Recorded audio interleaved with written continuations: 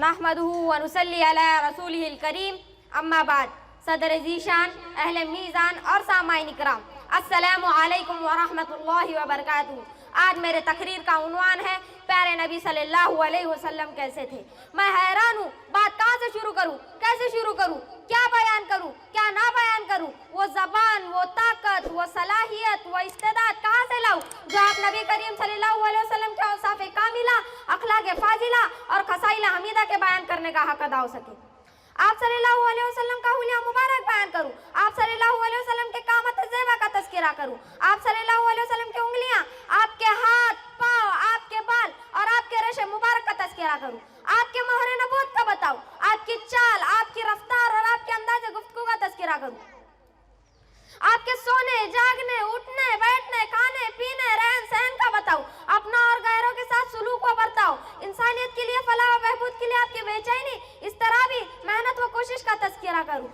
आप इमामुर रसूल, सरताजुल आलिया, सैयदुल अव्वलीन वल आखिरीन और अफ़ज़ल कायनात होने का बयान करूँ। बयान करने की तो हर चीज़ है और बयान भी की जाएगी और क़यामत तक बयान होती रहेगी। हज़रत अनस रज़ियल्लाहु ताला अन्हु फरमाते हैं, आप न लंबे थे न पस्त, बल्कि दरमियाना कत्ता और मजमा आम में आप सबसे ऊंचे दिखाई देते थे।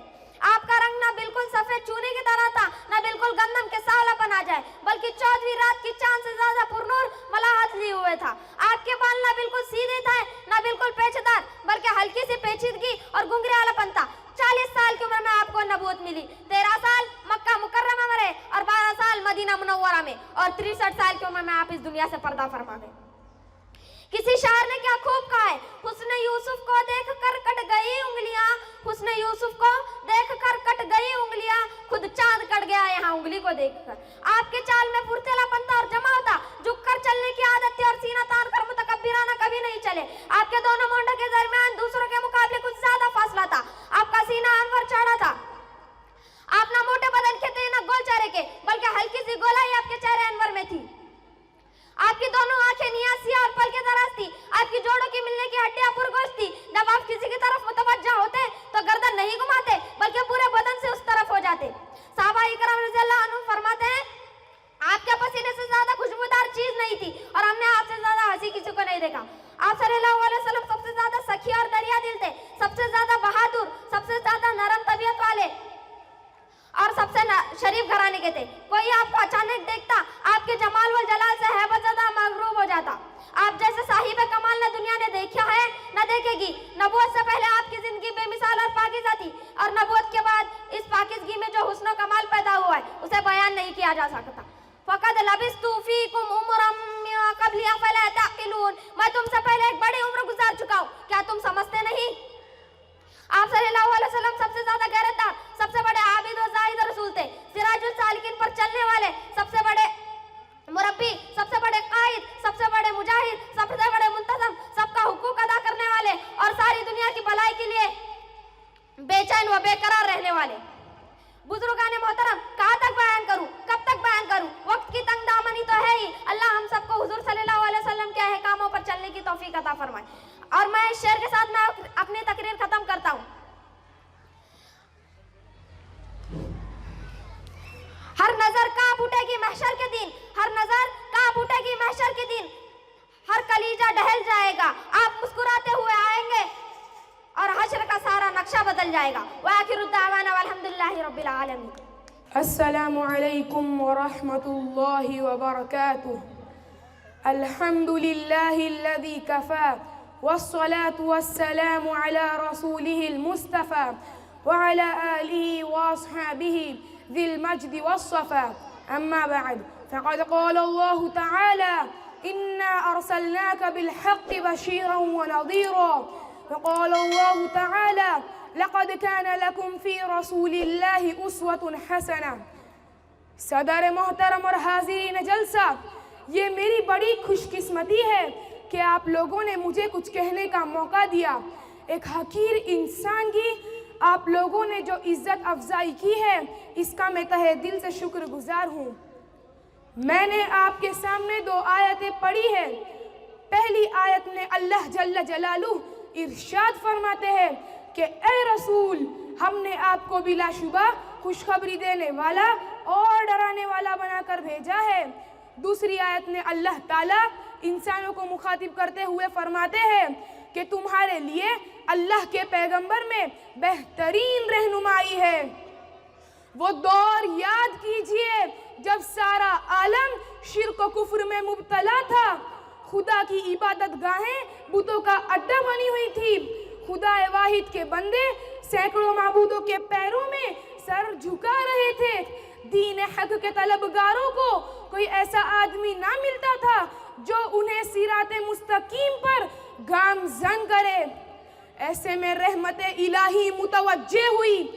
اب دین و شریعت کا موسم خزاں رخصت ہو رہا تھا، موسم بہار آیا اور اس آن بان کے ساتھ آیا کہ چمنستان عالم گلے گلزار ہو گئے، شریعت حقہ کی خوشبو چہار دانگے عالم میں پھیلنے لگی، یعنی پیغمبر آخر الزمان، ہادی برحق، فخر رسول، سرکار دو عالم جناب محمد رسول اللہ صلی اللہ علیہ وسلم ایک کامل اور مکمل شریعت لے کر اس دنیا میں تشریف لائے۔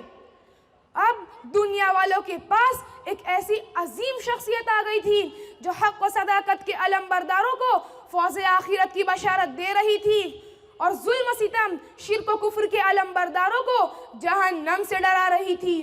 اب ایک ایسا انسان اس دنیا میں آ گیا تھا جو انسانی پیکر میں ہوتے ہوئے بھی سراپا روشنی تھا، جو انسانوں کے ساتھ رہتا، شادی بیاہ کرتا، کھاتا اور پیتا، جنگوں میں سپہ سالاری کرتا، مسجدوں میں وعظ و تقریر سے دلوں کے میل کچیل صاف کرتا۔ اس کے باوجود وہ بے داغ تھا، اس کے کردار کی طرف کسی کی انگلی اٹھی اور نہ اٹھ سکتی تھی۔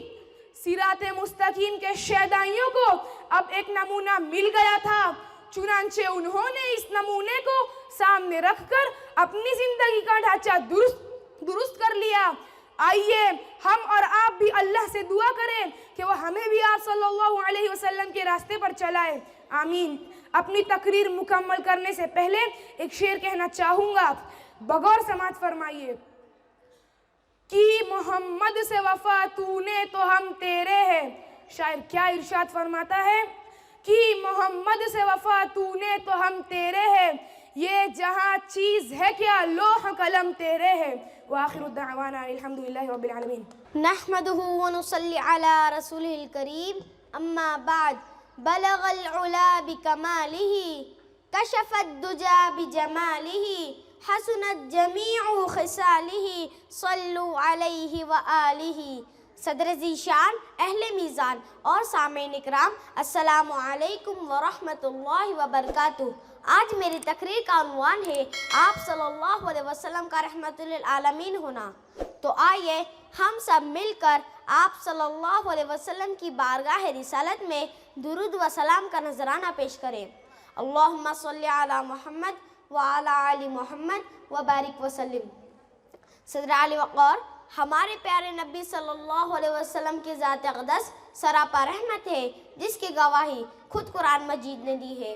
اللہ تعالیٰ ارشاد فرماتے ہیں، اعوذ باللہ من الشیطان الرجیم، بسم اللہ الرحمن الرحیم، وما ارسلناک الا رحمتا للعالمین، یعنی او محمد صلی اللہ علیہ وسلم، ہم نے آپ کو نہیں بھیجا مگر تمام جہانوں کے لیے رحمت بنا کر۔ تو آپ صلی اللہ علیہ وسلم کی ذات اقدس تمام جہاں والوں کے لیے سراپا رحمت ہے۔ مومن ہو یا کافر، کالے ہو یا گورے، عربی ہو یا عجمی، الغرض تمام مخلوقات کی طرف آپ صلی اللہ علیہ وسلم رحمت بنا کر بھیجے گئے۔ صدر علی وقار، جہاں اللہ تعالیٰ نے حریص علیکم بالمؤمنین رؤوف الرحیم فرما کر مومنین کے لیے آپ صلی اللہ علیہ وسلم کی ذات اقدس کو رحمت بنایا، وہاں وما کان اللہ لیعذبہم وانت فیہم کہہ کر آپ صلی اللہ علیہ وسلم کی صرف موجودگی کی وجہ سے کافروں کا عذاب نہ دینے کا وعدہ کیا۔ یہ آپ صلی اللہ علیہ وسلم کی شان رحمت کا نتیجہ نہیں تو کیا ہے؟ سامعین اکرام، جنگ احد میں آپ صلی اللہ علیہ وسلم کے دندان مبارک شہید ہونے کے باوجود بھی آپ صلی اللہ علیہ وسلم نے ان دشمنوں کے حق میں بد دعا نہیں کی اور فرمایا، یا اللہ میری قوم کو ہدایت دے دے، وہ نہیں جانتے۔ طائف کے موقع پر ظالموں نے آپ صلی اللہ علیہ وسلم کے جوتے مبارک خون سے رنگین کر دیے اور آپ صلی اللہ علیہ وسلم اتنے زخمی ہو گئے کہ چل بھی نہیں پا رہے تھے، تو اچانک جبرائیل امین اللہ کے حکم سے پہاڑ کے فرشتوں کو لے کر وہاں پہنچ جاتے ہیں تاکہ طائف والوں کو دونوں پہاڑوں کے بیچ کچل دے، مگر قربان جائے آپ صلی اللہ علیہ وسلم کی شان رحمت پر کہ آپ نے ان کے لیے بد دعا نہیں کی اور فرمایا کہ اللہ تعالیٰ یہ نہیں تو ان کے آنے والی نسلوں کو اسلام سے نوازیں گے۔ اسی رحمت کی دعا کا نتیجہ ہے کہ آج ہم مسلمان ہیں۔ سامعین اکرام، آپ ذرا غور فرمائیں، منافقین کا سردار عبداللہ بن ابی جس نے زندگی بھر اسلام کے خلاف سازشیں کی اور ہم مومنوں کی ماں حضرت عائشہ صدیقہ رضی اللہ عنہا پر تہمت لگانے کے باوجود بھی آپ صلی اللہ علیہ وسلم نے اسے معاف فرمایا اور اس کے مرنے پر اپنا کرتا مبارک اس کے کفن کے لیے دے کر اپنا رحمت للعالمین ہونا ثابت کیا۔ سامعین اکرام، آپ صلی اللہ علیہ وسلم کے خادم حضرت انس بن مالک رضی اللہ عنہ فرماتے ہیں کہ میں آپ صلی اللہ علیہ وسلم کی خدمت میں 10 سال تک رہا، مگر آپ صلی اللہ علیہ وسلم نے مجھے اس طویل عرصے میں کبھی ڈانٹا تک نہیں۔ سامعین اکرام، اسی طرح آپ صلی اللہ علیہ وسلم کی سیرت مبارکہ میں سینکڑوں واقعات ملتے ہیں جو آپ صلی اللہ علیہ وسلم کے رحمت للعالمین ہونے کی گواہی دیتے ہیں، جس کی مثال پورے تاریخ انسانیت پیش کرنے سے قاصر ہے۔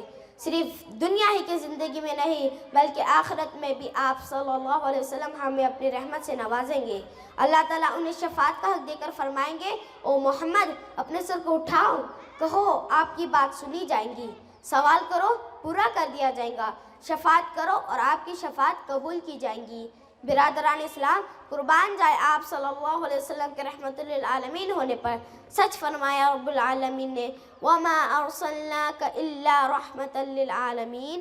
شاہد ہے زمانہ تا قیامت آپ کی رحمت کا، شاہد ہے زمانہ تا قیامت آپ کی رحمت کا، آخرت میں بھی رہیں گا منتظر زمانہ محمد کی شفاعت کا۔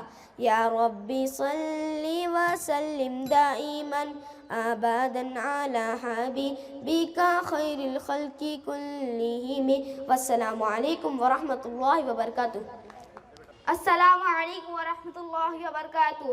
الحمدللہ وکفی وسلام علی عبادہ الذین اصطفی، اما بعد۔ محترم، میں آپ حضرات کے سامنے 2 حدیثیں بیان کرنے کی جسارت کر رہا ہوں جس میں ہمیں آپ صلی اللہ علیہ وسلم کی زندگی کا وہ حصہ نظر آئے گا، اگر ہم غور کریں اور اس پر عمل کریں گے تو انشاءاللہ ہماری زندگی میں خوشحالی آ جائے گی۔ ان میں سے ایک حدیث یہ ہے، عن عائشة رضی اللہ عنہ انہا قالت ما شبع آل محمد صلی اللہ علیہ وسلم من خبز شعیر یومین متتابعین حتی قبض رسول اللہ صلی اللہ علیہ وسلم، رواہ مسلم۔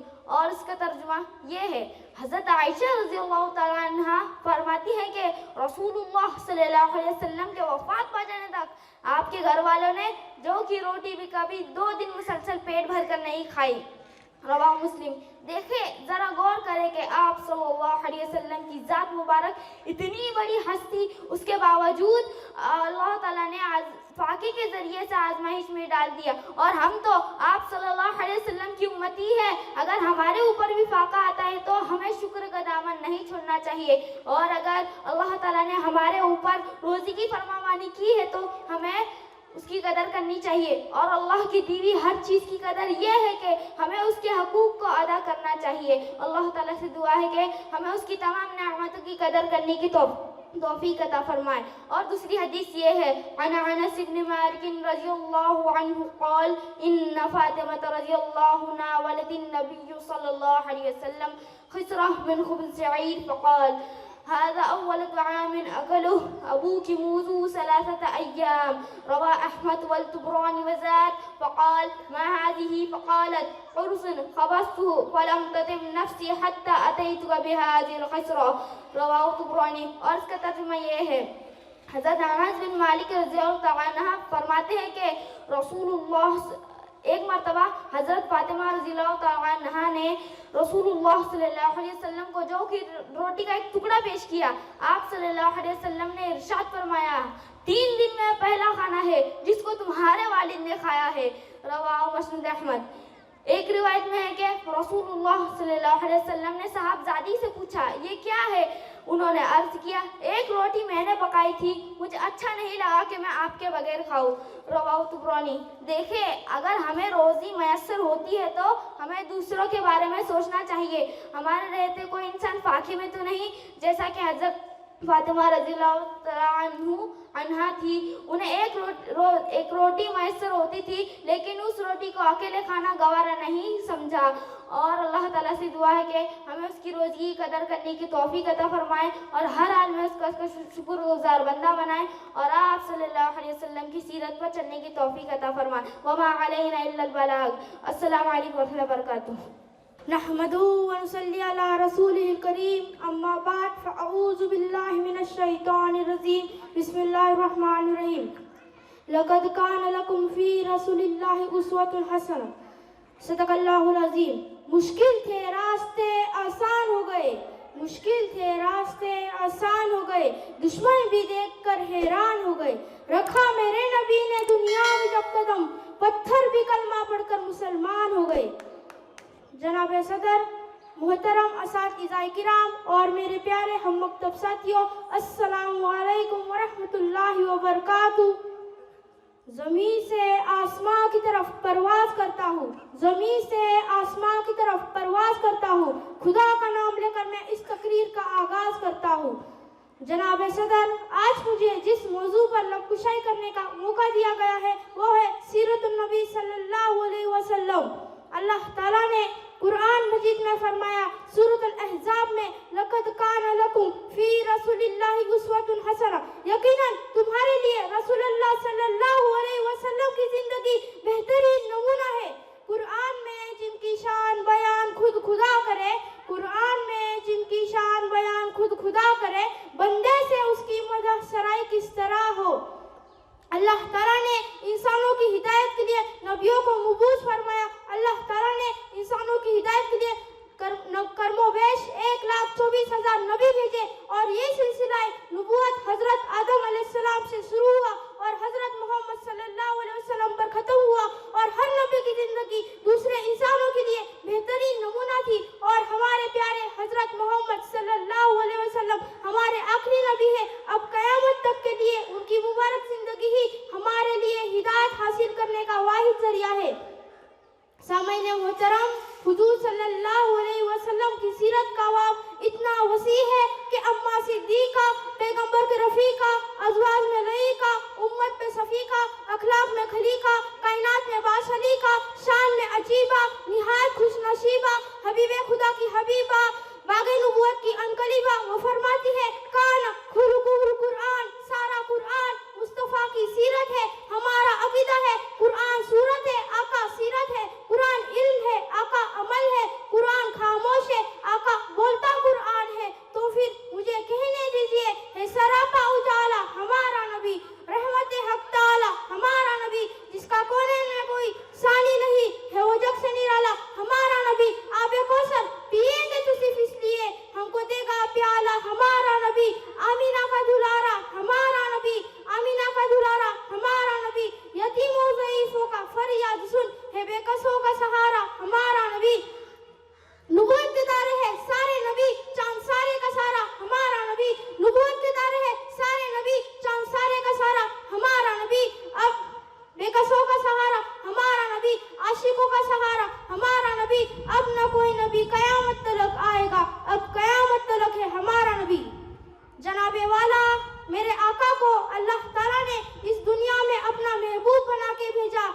میرے آقا کی ہر ادا نرالی ہے، میرے آقا کی پوری زندگی خوبصورتیوں سے بھری ہوئی ہے، میرے آقا کی صورت سب سے اعلیٰ ہے، میرے آقا کی سیرت سب سے اعلیٰ ہے، میرے آقا کا شہر سب شہروں سے اعلیٰ ہے، میرے آقا کا گھر سب گھروں سے اعلیٰ ہے، میرے آقا کا خاندان سب خاندانوں سے اعلیٰ ہے، میرے آقا کا کھانا پینا سب سے اعلیٰ ہے، میرے آقا کا سونا جاگنا سب سے اعلیٰ ہے، میرے آقا کا وجود سب سے اعلیٰ ہے، میرے آقا کا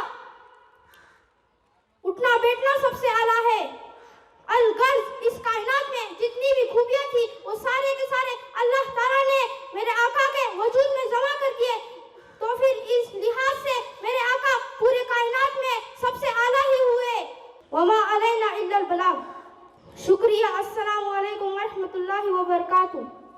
نحمده نصلي على رسوله الكريم أما بعد فقد قال الله تبارك وتعالى في القرآن المجيد والفرقان الحميد أعوذ بالله من الشيطان الرجيم بسم الله الرحمن الرحيم وما أرسلناك إلا مبشرا ونذيرا میرا منہ اور سرکار مدینہ کی ثنا خوانی، میرا منہ اور سرکار مدینہ کی ثنا خوانی، مجھے معلوم ہے اپنے سخن کی تنگ دامانی۔ برادران اسلام اور قابل قدر شخصیات، میں اس متبرک اور پرامن بزم میں شمع رسالت کی ضیاء حیات کو روشن کرنے کی جسارت کر رہا ہوں۔ میری یہ بساط نہیں کہ اپنے ماہ رسالت صلی اللہ علیہ وسلم کے اسوہ حسنہ پر لب کشائی کر سکوں اور سیرت النبی صلی اللہ علیہ وسلم کا احاطہ کر سکوں، جیسے کہ شاعر رسول حضرت حسان رضی اللہ تعالیٰ عنہ کا شعر ہے جو انہوں نے اپنی مجبوری ظاہر کی۔ فرمایا ما ان مدحت محمدا بمقالتی ما ان مدحت محمدا بمقالتی ولكن مدحت مقالتی بمحمدی۔ میری یہ بساط نہیں کہ اپنے اشعار سے مدحت رسول کا حق ادا کر سکوں، ہاں میں نے ذکر رسول صلی اللہ علیہ وسلم سے اپنے اشعار کی ضرور مدح سرائی کی ہے۔ کسی اردو شاعر نے کہا قلم میرا قاصر زباں میری عاجز، قلم میرا قاصر زباں میری عاجز، محمد کی عظمت بتاؤ میں کیسے، ہے محبوب رب امام الرسل وہ فضائل مکمل سناؤ میں کیسے۔ ملت اسلامیہ کے دھڑکتے دلوں، بعثت نبوی صلی اللہ علیہ وسلم سے قبل پورے جزیرۃ العرب پر کوئی حکمرانی کرنے کے لیے تیار نہیں تھا، اور نہ نظام مکمل تھا، اور عدالت، انسانیت، امانت و دیانت، عصمت و عفت، صلاح و تقوی، زہد و ورع کا جنازہ نکل چکا تھا۔ شرک و ضلالت کی تاریخ ہر سمت نظر آ رہی تھی۔ کسی اردو شاعر نے کیا خوب منظر کشی کی، بدی کا دور تھا ہر سو جہالت کی گھٹائیں تھی، فساد و ظلم کی چاروں طرف پھیلی ہوائیں تھی، اگر لڑکی کی پیدائش کا ذکر غر میں سن لیتے تو اس معصوم کو زندہ زمین میں دفن کر دیتے، غرض جو بھی برائی تھی سب ان میں پائی جاتی تھی، نہ تھی شرم و حیا کو میں گھر گھر بے حیائی تھی، مگر اللہ نے جب ان پر اپنا رحم فرمایا تو عبداللہ کے گھر میں خدا کا لاڈلا آیا۔ قدرت خداوندی نے اس پرفتن دور میں شیطان لات و عزا کو رشد و ہدایت کے راستے پر گامزن کرنے کے لیے، وحشت و بربریت کو ختم کرنے کے لیے فاران کی چوٹیوں سے آفتاب رسالت صلی اللہ علیہ وسلم کو طلوع فرمایا۔ مکہ میں طلوع آفتاب کے وقت آفتاب رسالت صلی اللہ علیہ وسلم آمینہ کے لال دوشنبہ کو اپنے تمام انوار و برکات کے ساتھ تشریف لاتے ہیں۔ سبحان اللہ سبحان اللہ، ایک عجیب ماحول نوری نو نظر آ رہا ہے، پورے مکہ میں انوار الہی کا نزول ہو رہا ہے، ظلمت کا داو کفر کا دام ایک تہلکہ مچ گیا ہے، لات و منات اور عزا منہ کے بل گر پڑے، گلزار ہستی میں ایک عجیب رونق پیدا ہو گئی ہے، چاروں سمت سے بس ایک ہی آواز سنائی دے رہی ہے، ایک والا آ گیا ایک والا آ گیا، وہ آ گئے تو آ گیا دنیا میں انقلاب، وہ آ گئے تو آ گیا دنیا میں انقلاب، اجڑا ہوا چمن تھا گلستہ کر گئے۔ ملت اسلامیہ کے پاسبانوں، آپ کا نام محمد ہی نہیں تھا بلکہ عنوان بن گیا تھا، آپ کو تمام محاسن کا ایک خوبصورت گلدستہ بنا دیا تھا۔ میرے نبی صلی اللہ علیہ وسلم کے اندر حضرت آدم کی صورت تھی، حضرت شیس کی معرفت تھی، حضرت نوح کی شجاعت تھی، حضرت ابراہیم کے اخلاق تھے، حضرت اسماعیل کی زبان تھی، اسحاق والی رضاح، صالح والی فصاحت تھی، لوط والی حکمت، یعقوب والی بشارت تھی۔ میرا نبی سارے انبیاء علیہ السلام کا ایک خوبصورت گلدستہ تھا۔ برادران اسلام، محسن انسانیت جس طرح اخلاقاً و کرداراً خوبصورت تھی، اسی طرح حسن جمال کے اعتبار سے بہت ہی خوبصورت تھی۔ حضرت عائشہ صدیقہ رضی اللہ تعالیٰ عنہ فرماتی ہے کہ حضرت یوسف علیہ السلام کو دیکھ کر ان مصر کی عورتوں نے اپنی انگلیاں کاٹ دی تھی، اگر وہ محبوب کبریا صلی اللہ علیہ وسلم کو دیکھ لیتی تو اپنے دل کاٹ دیتی۔ اگر میں حسن صفاتی جمال و کمال ذاتی بیان کرنے کی کوشش کرتا ہوں تو شیخ سعدی رحمۃ اللہ علیہ کا شعر یاد آتا ہے، بلغ العلا بکمالہ بلغ العلا بکمالہ کشف الدجا بجمالہ حسنت جمیع خصالہ صلو علیہ وآلہ۔ اس کے بعد کوئی سیرت نگار، کوئی ادیب کیسے جرأت کر سکتا ہے کہ اس عنوان پر بحث کی جائے جب شمس و قمر نے خاتم النبیین، ختم الرسل، آقائے کل اور ہادی سبل کو دیکھا تو پکار اٹھے کہ صحن چمن کو اپنی بہاروں پہ نازتا، صحن چمن کو اپنی بہاروں پہ نازتا، وہ آ گئے تو ساری بہاروں پہ چھا گئے۔ وآخر الدعوانا السلام علیکم ورحمۃ اللہ وبرکاتہ، نحمدہ ونصلی علی رسولہ الکریم، اما بعد۔ محترم جناب صدر اور معزز علماء کرام، میری تقریر کا عنوان ہے آپ صلی اللہ علیہ وسلم کے اخلاق حسنہ۔ حضرت عمر ہی نہیں بلکہ ابو سفیان، ہندا، وحشی اور اکرمہ جیسے بے شمار افراد تھے جن سے مسلمانوں کو زبردست نقصان پہنچا تھا، مگر محبوب خدا صلی اللہ علیہ وسلم نے کبھی ان کے قتل کی سازش نہ رچی، بلکہ عفو درگزر انسانیت احترام کا معاملہ کیا جس کی مثال ڈھونڈنے سے نہیں ملتی۔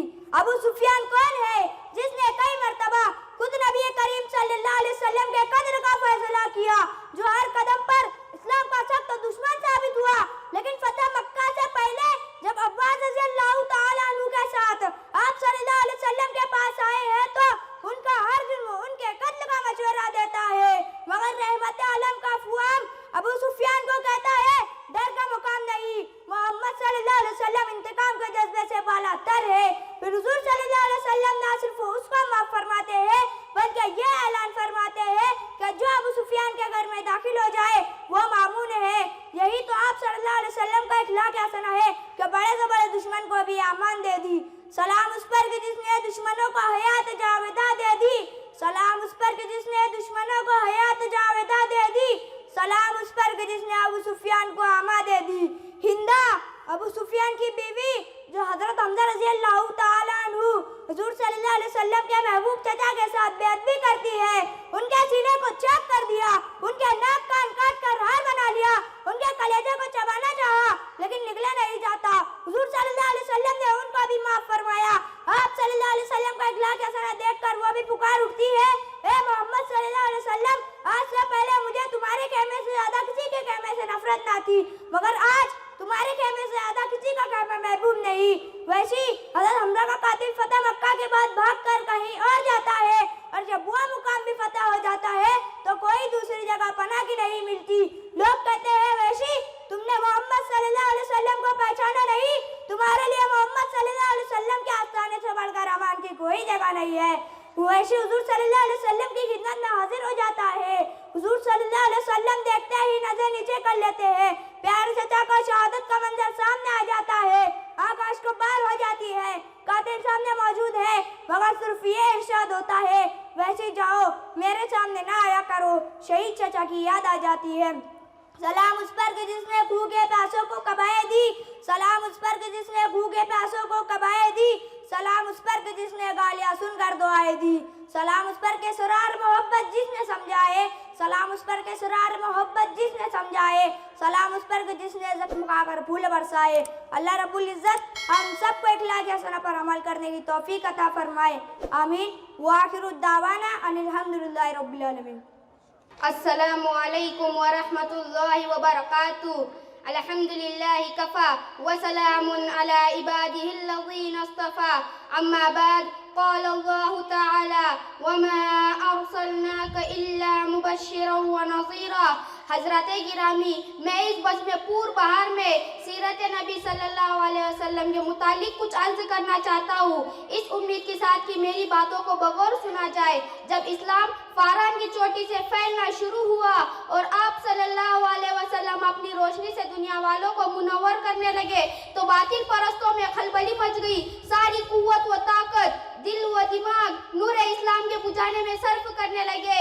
راستے میں کانٹے بچھا کر، پتھروں سے دبا کر، تپتی ہوئی زمین پہ سلا کر، آگ کے انگاروں پہ لٹا کر، گھر بار اجاڑ کر پیارے رسول صلی اللہ علیہ وسلم کی آواز کو دبانے کی کوشش کرنے لگے، مگر حق کی آواز روز بروز بڑھتی جا رہی تھی۔ حضرات سن 7 نبوی محرم کا مہینہ ہے کہ مکہ کے تمام لیڈروں نے مل کر ایک میٹنگ کی۔ ابو جہل نے پوری قوم کو للکارا، اے غیور عربو، جس کو ہم بچوں کا کھیل سمجھ رہے تھے وہ آج ہمارے دین اور عزت و آبرو کے لیے طوفان بن چکا ہے۔ جس دین کا چرچا محمد کر رہے تھے اس دین کے ماننے والوں کی تعداد روز بروز بڑھتی جا رہی ہے۔ ہمارے خداؤں کی توہین کی جا رہی ہے، جھٹلایا اور ٹھکرایا جا رہا ہے۔ اس لیے اے عرب کے بہادر، اب پوری طاقت کے ساتھ آگے بڑھو، ورنہ وہ دن دور نہیں کہ مکہ سے ذلیل و خوار ہو کر نکلنا پڑے۔ ابو جہل کی تقریر نے پوری قوم کو گرما دیا، طرح طرح کی تدبیریں پیش کی گئی۔ بڑی دیر کے بعد یہ ہولناک تدبیر پاس ہوئی کہ محمد اور ان کے ماننے والوں کا بالکل بائیکاٹ کر دیا جائے، ان سے خرید و فروخت، لین دین، سلام و کلام بالکل بند کر دیا جائے۔ چنانچہ ایک عہد نامہ لکھ کر خانہ کعبے کی دیوار پر لٹکا دیا گیا۔ یہ پوری قوم کا فیصلہ تھا، اس کے خلاف کرنے کا کسی کو اختیار نہ تھا، کسی کی مجال نہ تھی۔ مسلمانوں کو شیب ابی طالب میں بند کر دیا گیا، راستے پر پہرے بٹھا دیے گئے۔ مسلمانوں میں بچے، بوڑھے، جوان، عورتیں سب تھی۔ کھانے کے سامان دھیرے دھیرے ختم ہو گئے، درختوں کے چالے کھا کھا کر، کاٹے چبا چبا کر دن کاٹنے لگے۔ ویسے ایک دن کے لیے پابندی ایام حج میں ہٹا لی گئی۔ مسلمان گھاٹی سے باہر آ گئے، کپڑے پھٹ گئے، آنکھیں دھس گئی، قدم لڑکھڑا رہے تھے۔ حضرات گرامی، قربان جائے ان مسلمانوں پر جس کی زبان پر کوئی شکایت نہ تھی۔ مسلمانوں کی خستہ حالت دیکھ کر کفار کے کہا لگا رہے تھے اور کہہ رہے تھے، اے مسلمانوں، کیوں تم اپنے آبا و اجداد کا دین چھوڑ کر ہلاک و برباد ہو رہے ہو؟ تم اب بھی محمد کا ساتھ چھوڑ دو، ہم تم پر سے یہ ساری پابندیاں ہٹا لیں گے۔ مگر مسلمانوں نے جواب دیا، اے کفار سن لو، ہم حق پا چکے ہیں، ہم دربار محمد میں اقرار محمد کر چکے ہیں، ہم پر اسرار محمد کھل چکے ہیں، انوار محمدی سے ہم فیضیاب ہو چکے، گفتار محمد نے ہمیں محو کر دیا ہے، لہذا ہم طوفان سے ٹکرا سکتے، خون کا دریا بہا سکتے، آگ کے بستر پر سو سکتے، بھوک سے تڑپ تڑپ کر دم توڑ سکتے، مگر مصطفیٰ کی رسالت کا انکار نہیں کر سکتے۔ اس ابتلا و آزمائش کے بعد پورے 3 سال مکمل ہونے والے تھے۔ خوراکیں ختم ہو گئے، درختوں کے پتوں اور چھالوں کو بھی ختم ہوئی، جوان بھوک سے چکرانے لگے، پھول جیسے بچے ماں کی گودوں میں تڑپنے لگے۔ اس گھاٹی کا سب سے چھوٹا بچہ عقیل اچانک آنکھیں کھول کر اپنی امی سے جا کر کہتا ہے، ماں میں بھوک سے مر جاؤں گا، مجھ کو بچا لو ورنہ میں مر جاؤں گا۔ ماں کے ضبط کا بندھن ٹوٹ جاتا ہے، وہ بے تحاشا اپنا سر زمین پر پٹکنے لگتی ہے، سر پھٹ جاتا ہے، لوگ اسے سنبھالتے ہیں، وہ کہتی رہتی ہے، مجھ کو چھوڑ دو، میں اپنے لگتے جگر سے پہلے مرنا چاہتی ہوں۔ دنیا والوں ذرا سوچو، کیسی سنگین گھڑی تھی، کتنا بھیانک منظر تھا، لیکن رسول کی باتوں سے منہ نہ موڑا۔ آج ہم بھی حضور صلی اللہ علیہ وسلم کی غلامی کا دعویٰ کرتے ہیں، اس لیے سن لیجئے، اگر ہم نماز پڑھتے ہیں، روزہ رکھتے ہیں، حج ادا کرتے ہیں، زکوٰۃ دیتے ہیں تو واقعی ہم اپنے دعوے میں سچے ہیں، ورنہ ہمارا دعویٰ باطل اور بیکار ہے۔ پہلے مسجدیں تھی کچی تو پکے تھے نمازی، پہلے مسجدیں تھی کچی تو پکے تھے نمازی، آج مسجدیں پکی تو کچے ہیں نمازی۔ برادران اسلام، آپ نے دیکھا حضور صلی اللہ علیہ وسلم اپنی امت کے لیے قربانیاں دیتے تھے، لیکن افسوس کہ ہم حضور صلی اللہ علیہ وسلم کے امتی ہو کر آپ صلی اللہ علیہ وسلم کو اس طرح بھلا دیا ہے اور ان کے نقش قدم کو اس طرح ترک کر دیا ہے کہ ہمارا ضمیر خود ہم پر ملامت کرتا ہے۔ یاد کرو اس وقت کو جب کوئی کسی کا پرسان حال نہ ہوگا۔ آپ صلی اللہ علیہ وسلم ارشاد فرماتے ہیں، قیامت کے دن اللہ تعالیٰ ایک شخص کو بلائیں گے اور بڑے بڑے دفتر دکھلا کر کہیں گے، اے فلاں دیکھ تیرے گناہوں کے دفتر ہے۔ وہ کہیں گا، اے میرے مولا، یہ سب گناہ میں نے کیے۔ پھر اللہ تعالیٰ فرمائیں گے، میں نے تمہارے پاس ایک رسول بھیجا تھا جو تم کو اس کے کرنے سے روکتا اور ڈراتا تھا۔ السلام علیکم ورحمۃ اللہ وبرکاتہ۔ السلام علیکم ورحمۃ اللہ وبرکاتہ۔ میرا نام سفیان سرفراز نائکوڑی ہے، میں جامع مسجد یولے واڑی سے ہوں۔ الحمدللہ وکفیٰ وسلام علی عبادہ الذین اصطفیٰ، اما بعد۔ اعوذ باللہ من الشیطان الرجیم، بسم اللہ الرحمن الرحیم۔ لقد کان لکم فی رسول اللہ اسوۃ حسنہ۔ معزز سامعین کرام اور حاضرین جلسہ، میری تقریر کا عنوان ہے سیرت النبی صلی اللہ علیہ وسلم۔ میرا منہ اور سرکار مدینہ کی ثنا خوانی، میرا منہ اور سرکار مدینہ کی ثنا خوانی، مجھے معلوم ہے اپنے سخن کی تنگ دامنی۔ معزز حضرات، آپ صلی اللہ علیہ وسلم وہ عظیم انسان ہیں جن سے زیادہ کسی کی تعریف نہیں کی گئی۔ جس عظیم انسان کی تعریف خود خالق کائنات کرے اور جس کی تعریف خود رب کریم کرے اور اس پر درود و سلام بھیجے، اس سے بڑھ کر کون سی شخصیت ہو سکتی ہے؟ کون ہے جو اس عظیم انسان کی تعریف کا حقدار ہو سکتا ہے؟ وہ صرف میرے اور آپ کے آقائے مدینہ سرکار دو عالم محمد الرسول اللہ صلی اللہ علیہ وسلم ہیں۔ معزز حضرات، کسی نبی کی نسب آدم علیہ السلام تک نہیں جاتی. ہمارے واحد نبی ہے جن کا نسب آدم علیہ السلام تک جاتی ہے.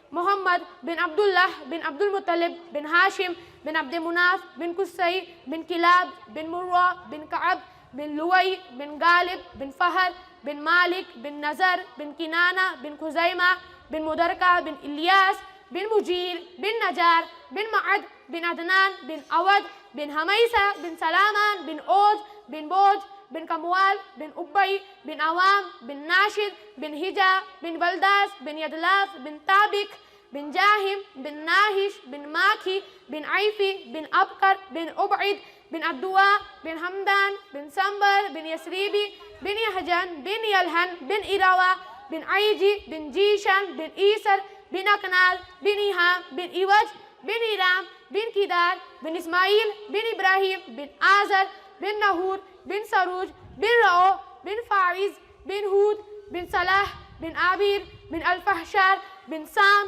بن نوح بن لامیک بن متوسالح بن ادریس بن یارید بن محلل بن کنان بن آنوش بن شیش بن آدم علیہ السلام. میرے عزیزو، میں نے تو صرف ہمارے نبی کا شجر نسب سنایا ہے، لیکن میرے عزیزو، ہمارے نبی کی تو ہر شے ہی محفوظ ہے.